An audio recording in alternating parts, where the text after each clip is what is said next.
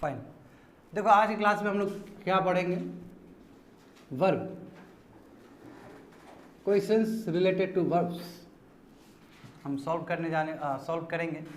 First one is your, let's say you have a sentence, the finance minister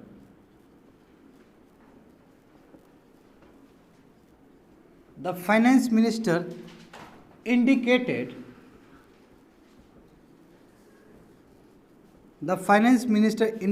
that he will reduce the GST on some items।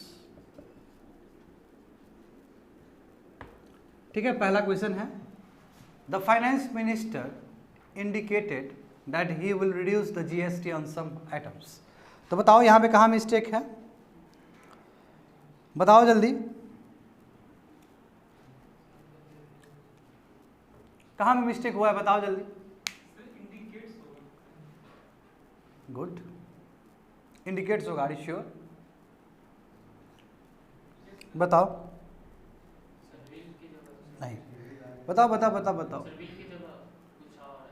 Very good, will की जगह कुछ और होगा, ठीक है। क्या है तुम्हारा, बाकी स्टूडेंट का क्या है टेक इस पे? It is a competitive class, you have to give feedback. बताओ क्या होना चाहिए यहाँ पे? ठीक है, इसने बोला कि इंडिकेट्स होगा, ठीक है, आई रेस्पेक्ट। तुमने कहा कि विल नहीं होना चाहिए, कुछ दूसरा कुछ होगा। बाबू निपुण, क्या बोलना है तुम्हारा, क्या होना चाहिए यहाँ पे, क्या होना चाहिए यहाँ पे? हाँ फिर से बोलो।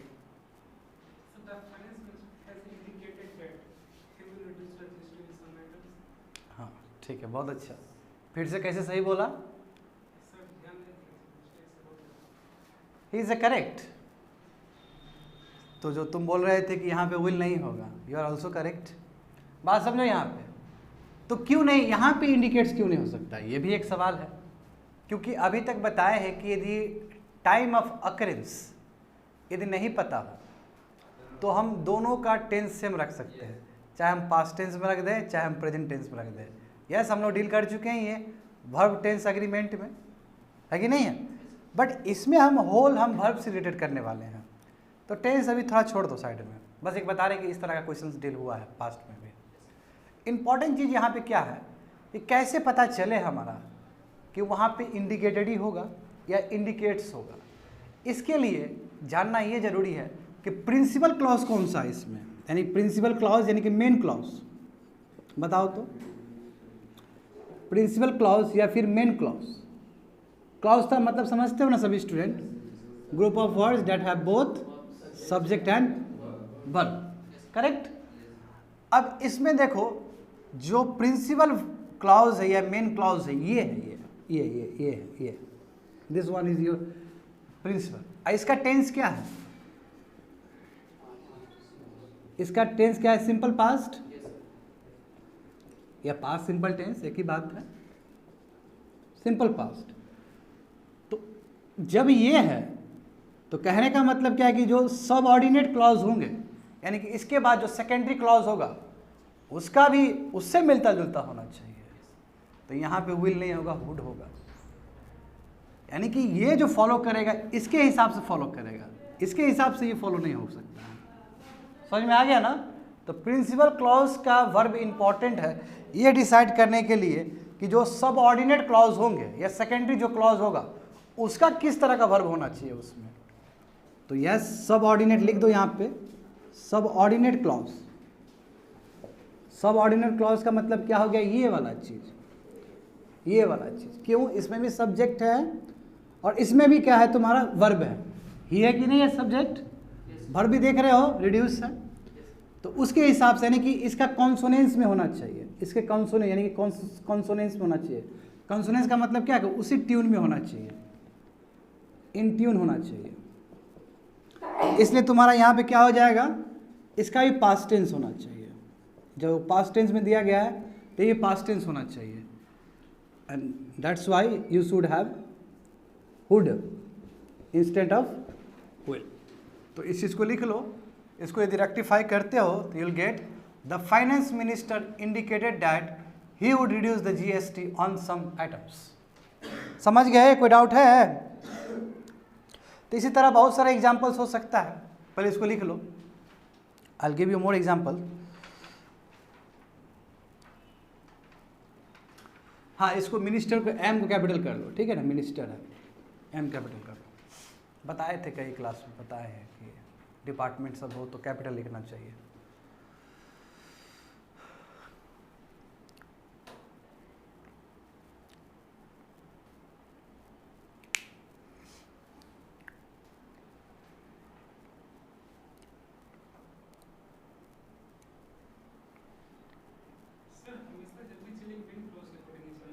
हाँ बिल्कुल, मेन क्लॉज के हिसाब से चलना पड़ेगा। मेन क्लॉज में एरर हो सकता है, बट वो किस चीज़ से रिलेटेड एरर है, दैट्स ऑल्सो इम्पॉर्टेंट थिंग। यदि मान लो कि वो वर्ब टेंस है तो बात अलग हो जाएगा, यदि वर्ब वैसा है तो यस, उसके अकॉर्डिंगली हमें काम करना होगा। सेकेंड में has, the finance minister has indicated that he would have reduced the GST, तो यहाँ पे उस हिसाब से यहाँ पे भी चेंज हो जाता। यहाँ पे यदि हैव लगता तो बिल्कुल ही वुड हैव हो जाता है यहाँ पे भी। समझ गए ना? तो बोल तो रहे कि इन ट्यून काम करेगा। यदि ये सिंपल पास्ट है तो यस, यहाँ पे भी तुम्हारा पास्ट टेंस ही में होना चाहिए। अब पास्ट टेंस ही है, वुड का मतलब क्या, पास्ट टेंस में बताया जा रहा है। ये पास्ट टेंस का प्रोबेबिलिटी, वुड का मतलब क्या होता है, पास्ट टेंस का प्रोबेबिलिटी कि ऐसा करेंगे। अब जब प्रेजेंट में है ही नहीं तो काहे प्रेजेंट बना देगा तुम, प्रेजेंट का बात ही नहीं है ये। हाँ, यदि मान लो कि ऐसा सेंटेंस होता, तुम बोल रहे हो सेंटेंस तुम्हारा ऐसा है, यदि finance minister indicates that he will reduce the GST on some item, correct statement हो गया वो, यानी कि जस्ट अभी इंडिकेट किए हैं, तब सही होता, कोई दिक्कत नहीं है। समझ, तब कोई दिक्कत नहीं है, नो प्रॉब्लम, क्योंकि उसके हिसाब से ये तुम्हारा ये बैठ जाता, फिट बैठ जाता टेंस। क्योंकि इंडिकेट्स क्या हो सकता है, इंडिकेट्स में हम फ्यूचर ट्रैवल कर सकते हैं। प्रेजेंट, सिंपल प्रेजेंट टेंस हम फ्यूचर ट्रैवल कर सकते हैं, तो कह सकते हैं कि इट विल बी मोर और लेस सेफ। ये समझ में आया सभी स्टूडेंट को? तुम्हारा आँख दिखता है ठीक से? समझ में आ गया नहीं है?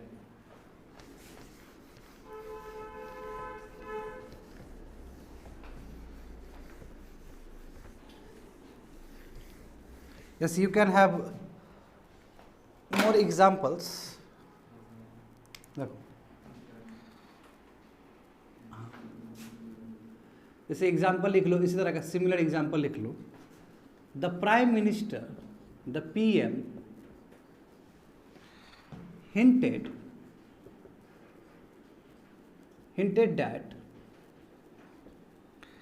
that more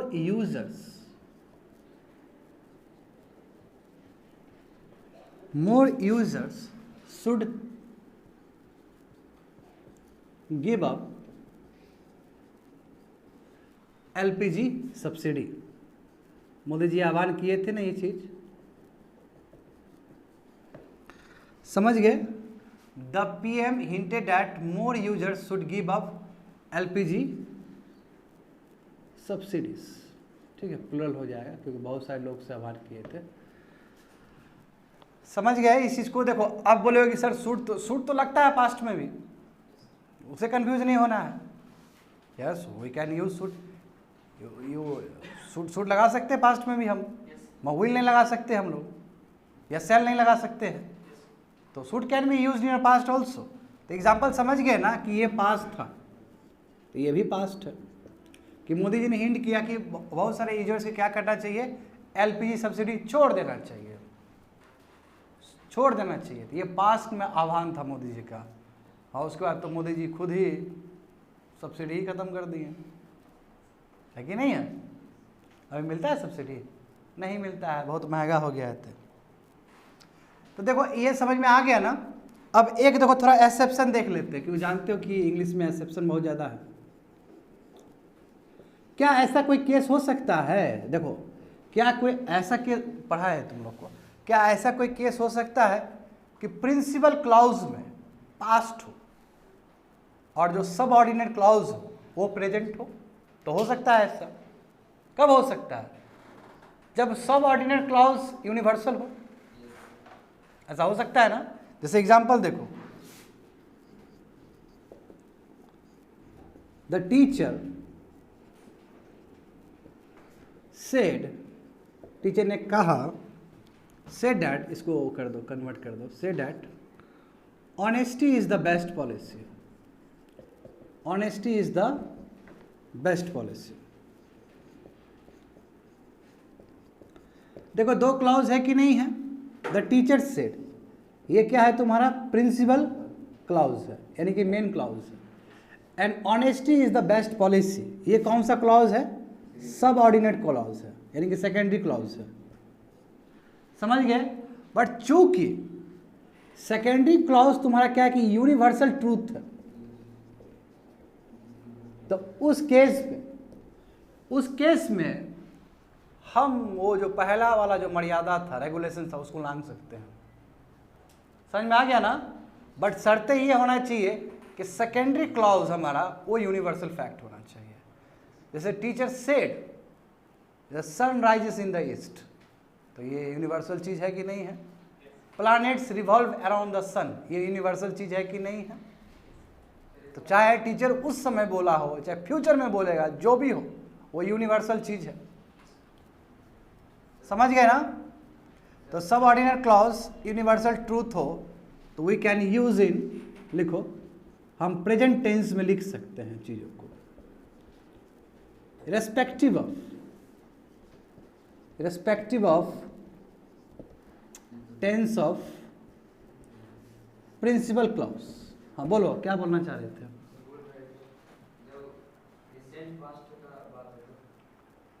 कुछ नहीं मतलब है, यूनिवर्सल बात हो गया, बात खत्म हो गया। रिसेंट पास्ट में कुछ भी कोई मतलब नहीं है। यूनिवर्सल कुछ चीज होता है ना जी, तो वो यूनिवर्सल, वो हमेशा वही रहेगा। Honesty is the best policy, अभी से लोग सुन रहा है, वैदिक एजिस सुन रहा है बात, ये है कि नहीं है? कब से बात सुन रहा है। होप सो समझ में आ गया होगा। अब दूसरा एग्जाम्पल देखते। तो ठीक है, मैंने 2 एग्जाम्पल दे दिया, इसका एक्स्ट्रा भी इससे रिलेटेड जो कि मिलता जुलता है। Second one is your exception, और ये पढ़ा चुके हैं तुम लोग को, इस पे काम करने। इसलिए देखो यहाँ पे देखो, बेस्ट एग्जाम्पल यहाँ पे देखो, स्वामी जी का। स्वामी जी देखो यहाँ पे देखो, Swami ji said that strength is life, weakness is death. क्यों? ये सत्य बात है। तो इसमें ये लगाने की जरूरत नहीं है कि strength was your life, weakness was death. No, ये यूनिवर्सल चीज है।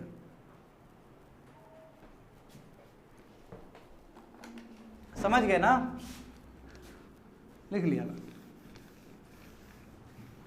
यदि सेल्फ एग्जाम्पल लिख लोगे तो और अच्छी बात है, एक लिख लो सेल्फ एग्जाम्पल, बता तो दिए है तुम लोग को। Planets revolve around the sun rises in the east, sun sets in the, क्या होगा इसका उल्टा, क्या होता है? वेस्ट। तो 1 हो गया। हाँ 1 एग्जाम्पल। अब मैं 2 देना चाहूँगा, डिफरेंट कैटेगरी का। 1 का तो सिमिलर था, 2 and 3, तो कह सकते हो 1B and 1C we have covered. Now 2, the man put a nose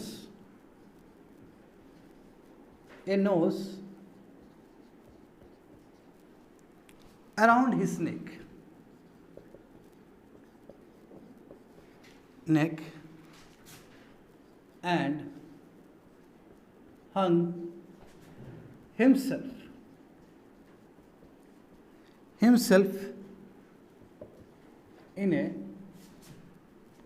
hung himself in a fit of anger। देखो क्या है इसका मतलब, the man put a nose around his neck and hung himself in a fit of anger. क्या है? जब किसी को फांसी दिया जाता है तब का ये सिचुएशन है। मैन ने क्या किया? Put a nose around his नेक, ठीक है, ऐसे डाल दिया, उसको सर पे डाल दिया ऐसा, और hung himself in a fit of anger, उसको क्या किया? लटका दिया। समझ गए ना, यानी कि लटक गया। वो सुसाइड का भी केस हो सकता है, अराउंड हिज नेक, हाँ, the man put a noose around his नेक, जैसे कि जब हम फांसी देते हैं किसी को, and hung himself in a fit of anger. तो बताओ यहाँ पे गलत शब्द क्या है? सेंटेंस समझ में आया तुम लोग को? जैसे मान लो कि अजमल कसाब को फांसी दिया गया होगा या फिर किसी को भी दिया गया होगा, तो कैसे दिया जाता है? मैन क्या करता? Put a noose around his neck, ऐसे करके डाल दिया उसको, और hung himself in a fit of anger, यानी गुस्से में है और उसको फांसी दे दिया गया। तो यहाँ पे कहाँ मिस्टेक हुआ है ये मैं पूछ रहा हूँ। और बिल्कुल मिस्टेक हुआ है तो बिल्कुल वर्ब में ही हुआ होगा, क्योंकि वर्ब से रिलेटेड हम लोग बात कर रहे हैं। तो बताओ तो, पुट तो बाबू V1 V2 V3 सेम होता है, जैसे शर्ट का होता है, करेक्ट? बताओ। हाँ, कुछ बोल रहा है कोई? हंग क्या होना चाहिए? हैंग्ड होना चाहिए, हैंग्ड होना चाहिए। मगर देखो, सुनो, बात ये समझना होगा, हैंग, हंग और हंग ये भी एक वर्ड होता है, इसमें कंफ्यूज नहीं होना है, ये भी एक होता है, शब्द होता है, but at the same time ये भी होता है, और उस समय इसका मीनिंग और इसका मीनिंग दोनों में अंतर है, दोनों अलग वर्ड है, दोनों अलग वर्ब है। Go and check the dictionary. समझ में आ रहा है ना? तो जो यहाँ पे जो दिया गया हंग, ये वाला हंग नहीं होगा, जबकि इसका V1 का V2 हंग होता है, V3 भी हंग है, बट इस समय जो हंग होगा यहाँ पे कौन सा होगा? ये वाला हंग होगा। तो इसको बदल के लिख दोगे, ये हैंग्ड है। हाँ, डिफरेंस है, गो एंड चेक कर लो ना, दोनों अंतर है, स्लाइट अंतर है। ये होगा हैंग, जैसे कि किसी को फांसी दिया आता है ना, यदि पास्ट में हो गया तो ये वाला वर्ड यूज़ करता है, ही हैंड। जैसे मैं एक एग्जांपल देना चाहूँगा तुमको, जैसे लेट्स से, जैसे अजमल कसाब का देते हैं। अजमल कसाब was hanged, देखो, hanged to death in 2012। देखो, तो क्या यूज़ किए हम लोग? हैंग्ड यूज़ किए हैं, तो बिल्कुल फांसी से रिलेटेड हो तो yes you have to use this one. इसका मीनिंग कुछ और होता है, एक बार चेक कर लेना, नहीं तो अभी चेक कर लो। चेक करो तो HUNG का मतलब क्या होता है? हाँ, लटकाना है, तो फिर से चेक कर लो, या डिफरेंस देख लो, हंग और हैंग में क्या होता है, डिफरेंस देख सकते हो।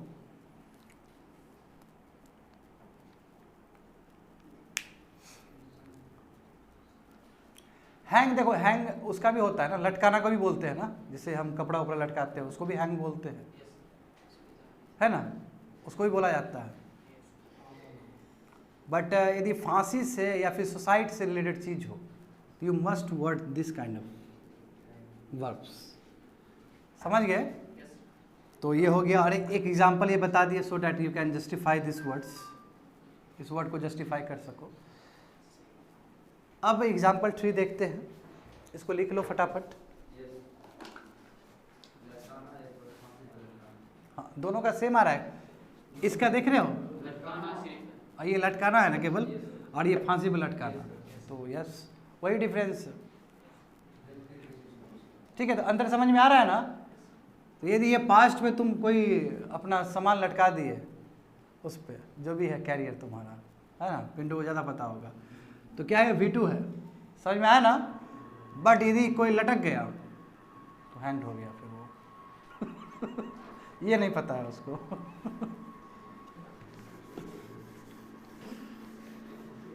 अभी तो ऐसा ऐसा ऐड दिखता है ना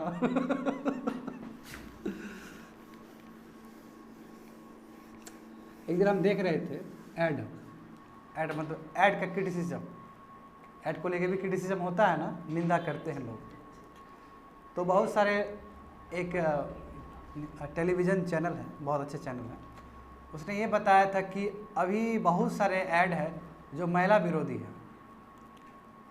और उसमें पूरा दिखाता है कि फीमेल सबऑर्डिनेट है मेल का। ऐसे बहुत सारा एग्जाम्पल है, एक मैं बताना चाहूँगा तुम लोग को। जैसे सेंट का प्रचार है, सेंट का प्रचार जो है उसमें देखो कि बॉय यदि सेंट लगाएगा तो गर्ल्स अट्रैक्ट हो जाएगी, वही दिखाया जाता है। बट देखो यहाँ पे सुनो, ये समझना होगा कैसे महिला विरोधी है, ये भी समझना होगा ना। यानी कि बॉय को छूट है कि महिला को अट्रैक्ट कर ले, but at the same time जब महिला परफ्यूम लगाती है तो ऐसा नहीं होता कि बॉय अट्रैक्ट होकर नहीं आता है। उस समय उसका अपना बॉयफ्रेंड के साथ या हस्बैंड के साथ वो टहल रही होती है, देखता है, ये हिपोक्रेसी है। और बहुत अच्छा था ऑब्जर्वेशन था तुम्हारा उस टेलीविज़न का, अच्छा लगा मुझे।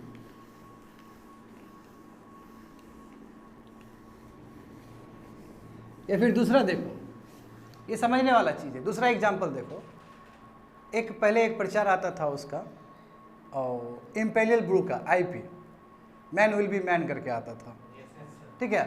उसमें लिफ्ट में बैठा हुआ है, देखो लिफ्ट में बैठा हुआ है, पेट निकला है, ठीक है ना, और पेट अंदर करके बैठा हुआ है, ठीक है ना, समझ रहे हो ना। तो उसमें तो तुम साफ साफ ऐड के द्वारा तुम ईव टीचिंग को प्रमोट कर रहे हो, जो कि गलत बात है कि नहीं है। ईव टीचिंग नहीं होना चाहिए। ईव टीचिंग समझते हो ना, किसी को घूरना, गलत नज़र से देखना, ये तो गलत चीज़ है। बट तुम्हारा ऐड ही, बताओ, ये सब चीज़ तुमको सिखा रहा है, तो महिला विरोधी हुआ कि नहीं हुआ? हाँ, इसके लिए बिल्कुल बोर्ड है, क्यों नहीं है। केबल्स नेटवर्क 1990 का जो तुम्हारा एक्ट है उसके हिसाब से होता है ये सभी चीज़, तो इसीलिए तो आया है ये सब, उस समय दिखा रहा था। देखो एग्जाम्पल 3 देख लो। डॉक्टर राजेश तलवार, जान ही रहे हो तुम लोग, डॉक्टर राजेश तलवार एंड नूपुर तलवार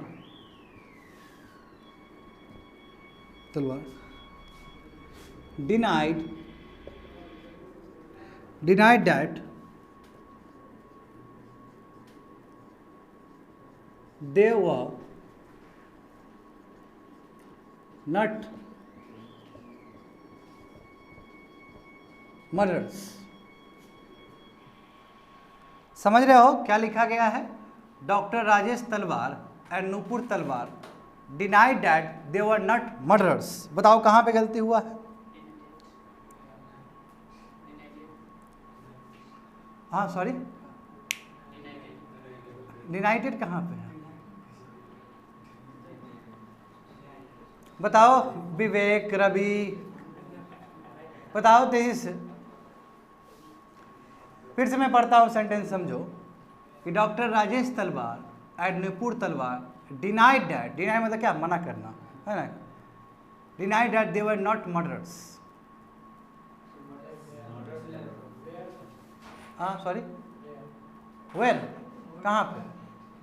दे वर, सही तो है, पास्ट टेंस का ही दोनों का बात है। देखो ये भी डिनाइड है, ये भी हुआ है, तो पास्ट का ही बात है। हाँ, कैन डिनाई, अब बोलो, ठीक है, तुम लोग बोलो, अपना फीडबैक दो। देखो ये मिस्टेक होता है, ये बहुत कॉमन मिस्टेक है स्टूडेंट्स का, कोई भी कर सकते हैं, जानकार लोग भी मिस्टेक होता है यहाँ पे। देखो यहाँ पे 2 नेगेटिव शब्द नहीं हो सकता है, बात समझो। डिनाइड खुद एक नेगेटिव है और ये नॉट नेगेटिव है, तो 2 कभी नेगेटिव वर्ड नहीं आ सकता एक सेंटेंस में। तो ये आंसर क्या होना चाहिए? डॉक्टर राजेश तलवार एंड नूपुर तलवार denied that they were murderers, यानी कि वो मर्डर्स नहीं है, डिनाई कर दिया ये चीज़। यहाँ पे नॉट करोगे तो गलत हो जाएगा, समझे ना। यानी कि क्या है, लिखो यहाँ पे लॉजिक क्या है इसके पीछे, कि डिनाइड जो शब्द है वो नेगेटिव वर्ड है। डिनाइड क्या है? नेगेटिव वर्ड है, ये नेगेटिव वर्ड, समझे, ये नेगेटिव वर्ड है, इसलिए डबल नेगेटिव कभी नहीं होना चाहिए। Double negatives should not present in a sentence, should not present, नहीं होना चाहिए इससे। यही कारण है कि यहाँ पे जो नॉट वर्ड है वो नहीं होगा, और इसका करेक्ट आंसर क्या होगा? डॉक्टर राजेश तलवार एंड नूपुर तलवार denied that they were murders. समझ गए ना? उसका मतलब डिनाई कर रहा है कि मर्डर्स नहीं है, इसका मतलब ये हुआ। यस नूपुर, समझ गए ना? Sorry Nupur I am sorry, तुम्हारा नाम से काफ़ी मिलता जुलता है। जानते हो ना कितना बड़ा मिस्ट्री हो गया था ये, यही है, और उसी हत्याकांड का ये बारे में बताया है। जैसे देखो, तो थोड़ा एक और करंट न्यूज़ देते हैं। Dera chief, you know that, Dera chief denied that, एक सिमिलर एग्जांपल बता रहा हूँ। Dera chief denied that he committed the murder, लेकिन उसने डिनाई किया कि हम कमिटेड नहीं किए हैं मर्डर। समझे ना? इसका मतलब ये यहाँ पे गलत हो जाएगा यदि ऐसा लिखते हो कि Dera chief denied that he did not committed the murder, जो कि कॉमन मिस्टेक है, जो होने का चांसेस रहता है, क्योंकि एक बार जो नेगेटिव दे दिए ना, तो नेगेटिव दे दिए तो पूरा नेगेटिव ही कर देगा सेंटेंस को। समझ गए करण?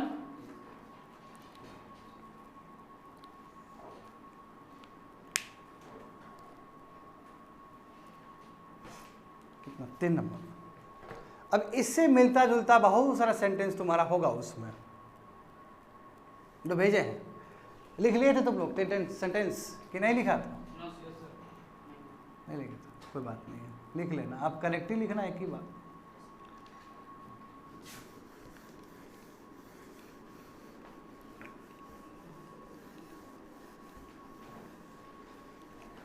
चलो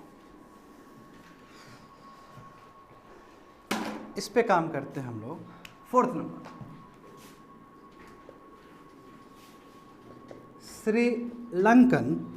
श्रीलंका में क्या स्थिति है? यू नो, श्रीलंकन प्लेयर्स, बहुत बुरा स्थिति है अभी श्रीलंका में। Are not, Sri Lankan players are not willing to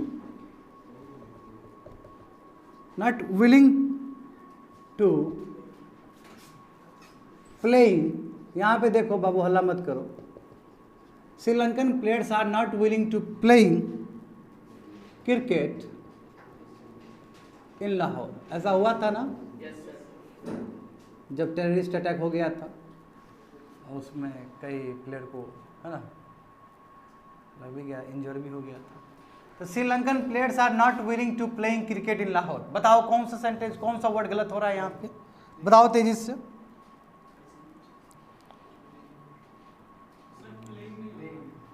क्या होना चाहिए यहाँ पे?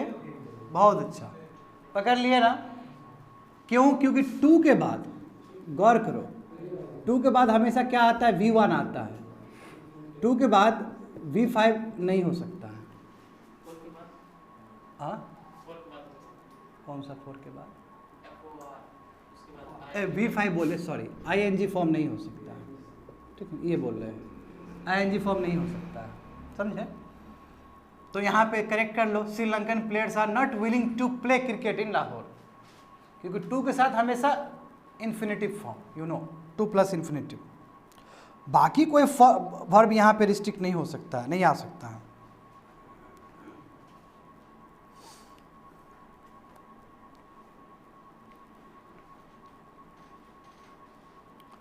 तो मोर एग्जाम्पल्स, ये तो तुम लोग कई जेराउंड और इन्फिनिटी में कई लंबा क्लास ले चुका हूँ मैं इसका, है ना, उसी का टेस्ट है ये। तो देखो, द farmers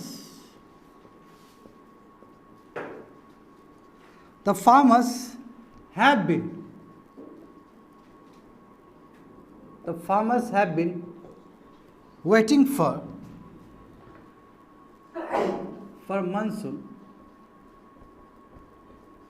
to arrive। हो सकता है ना? एक स्टेटमेंट लिख रहा हूँ और इसमें बताने का कोशिश यही है कि देखो, टू के साथ अराइव है, करेक्ट, टू के साथ अराइव आया है, तो नाउ इट इज एक्सेप्टेबल, क्योंकि टू के साथ अराइव आ सकता है। तो चलो इसी से मिलता जुलता एक सेंटेंस और बताना कि सही है कि गलत है,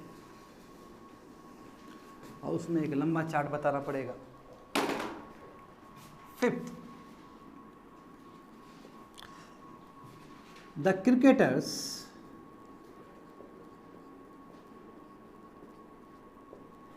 resumed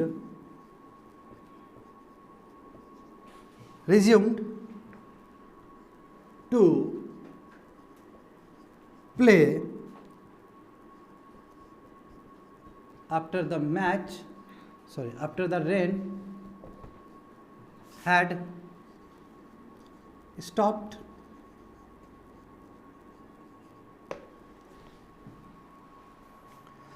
तो बताओ कहाँ पे मिस्टेक हुआ है?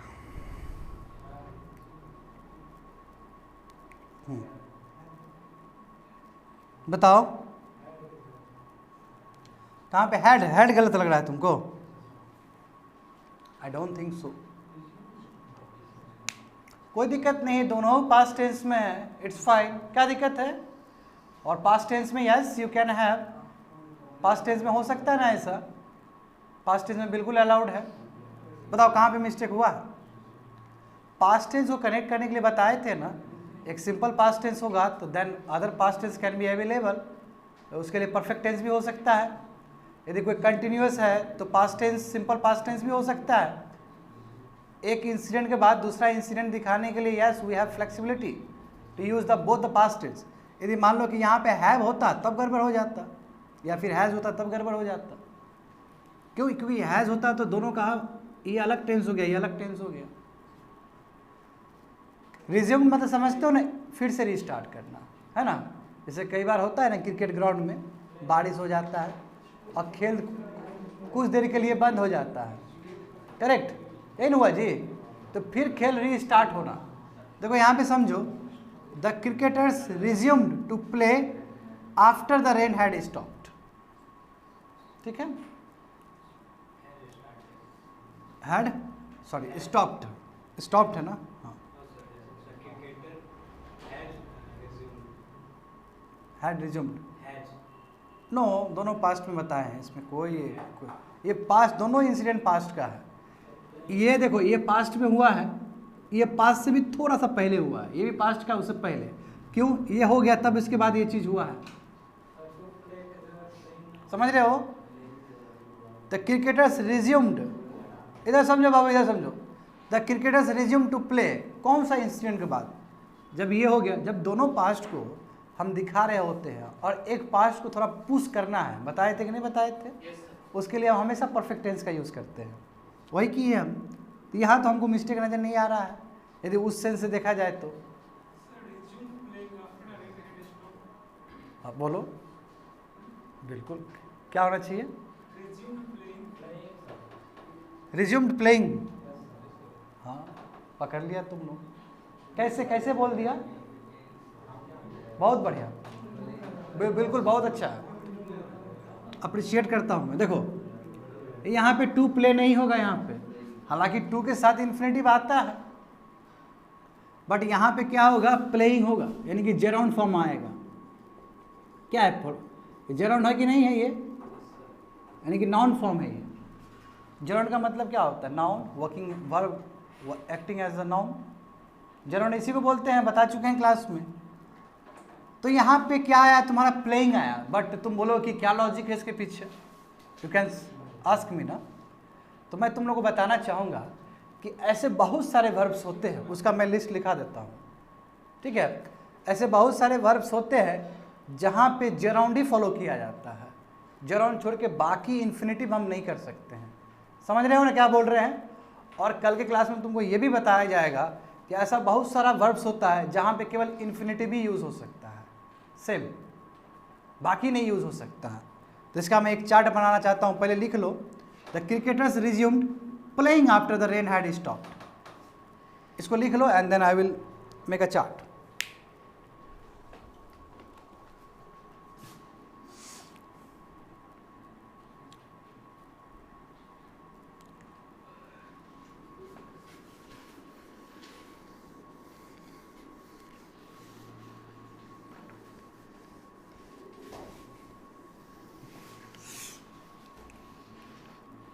देखो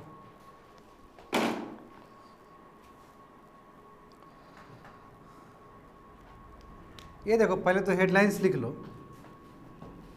verbs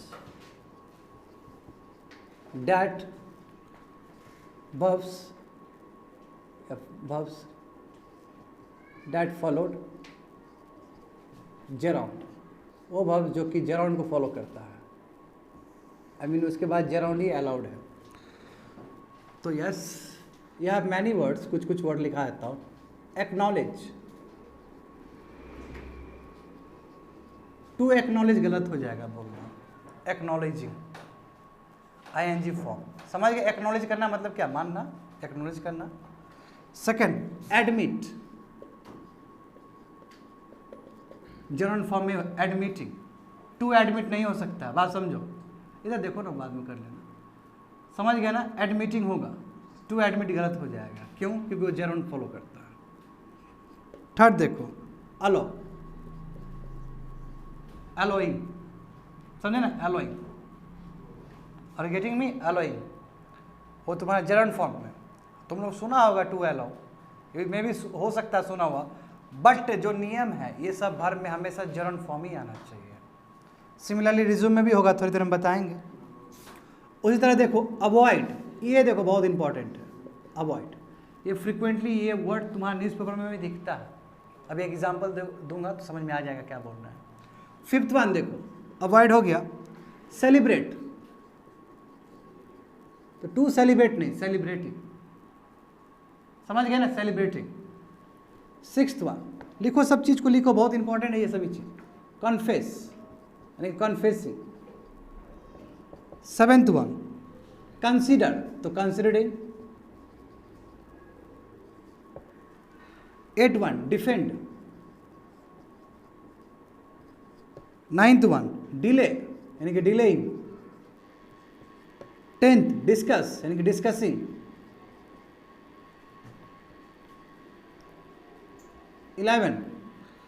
11 is your discontinue, discontinuing। लिख लो, सब वर्ड को लिखना जरूरी है। Dislike, disliking. 13, enjoy, enjoying।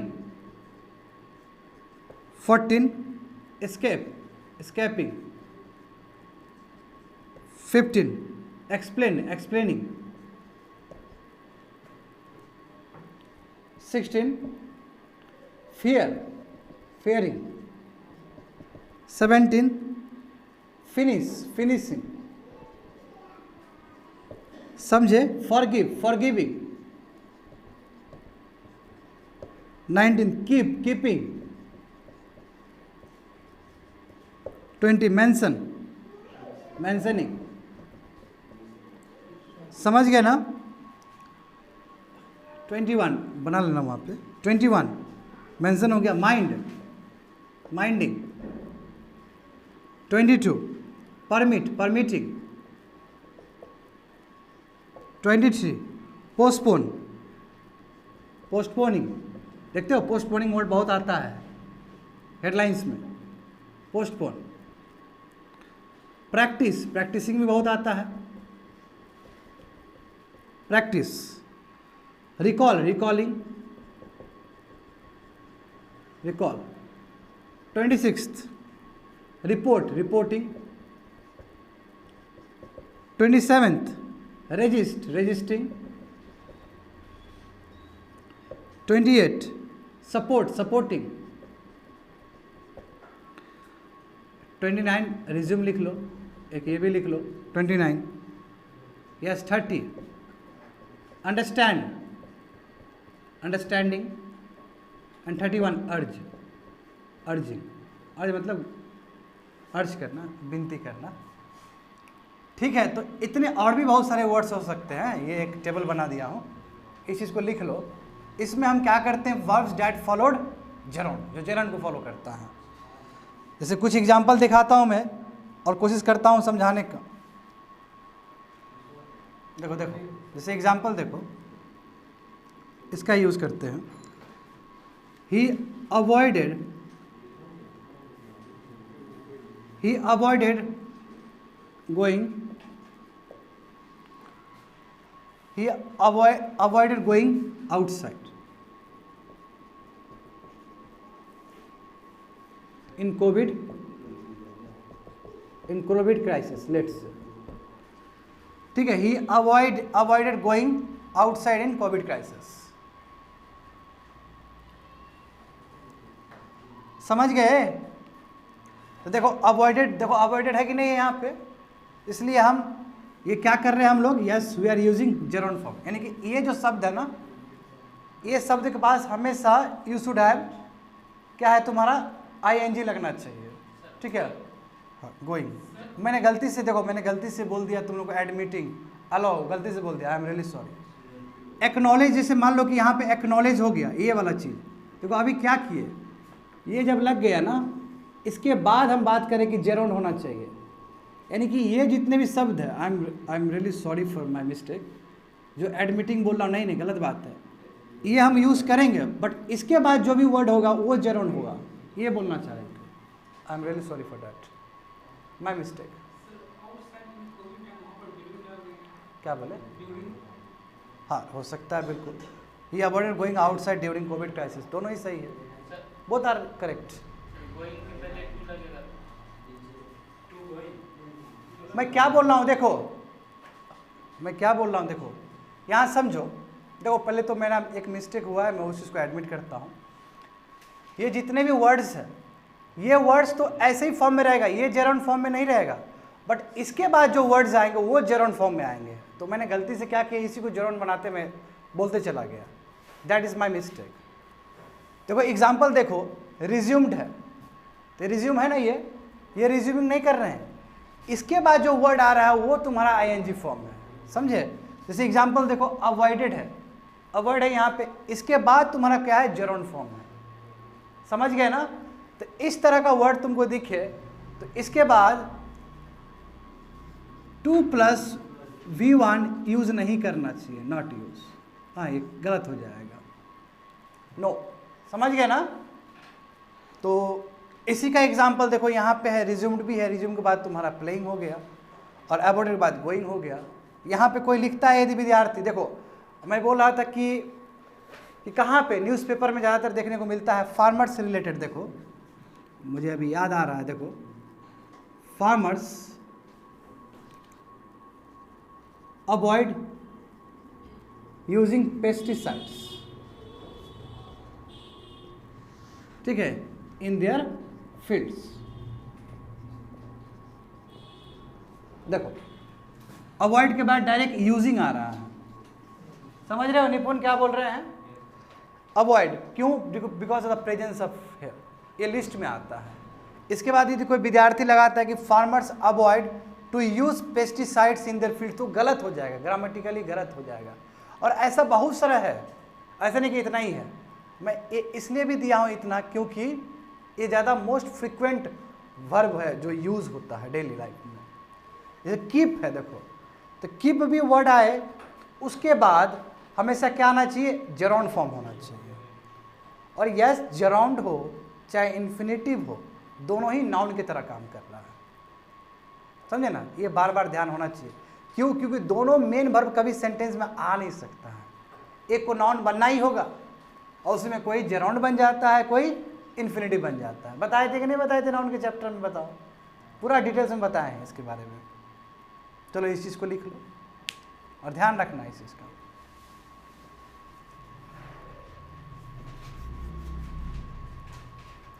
ठीक है, आज के लिए इतना ही है, बट ये तुम लॉजिक अप्लाई करोगे, तुम्हारे जो भी सेंटेंस है ना, उस पर काफ़ी हेल्प होगा। That's it.